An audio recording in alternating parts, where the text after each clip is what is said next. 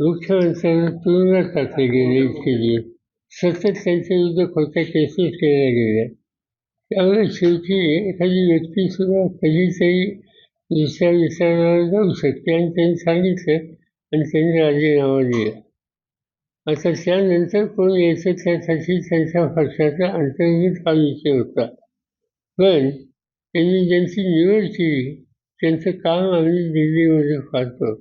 एक अतिशय कर्तृत्ववान, अभ्यासू, विचारवंत अशा प्रकारची महिला एक आज दिल्लीचे मुख्यमंत्री होते. ही अतिशय चांगली गोष्ट आहे. याच्या आधी जसं 2 भगिनींनी दिल्लीचं नेतृत्व केलं आणि या दिल्लीच्या प्रशासनाचा एक दर्जा उंचवला, तीच परंपरा या भगिनी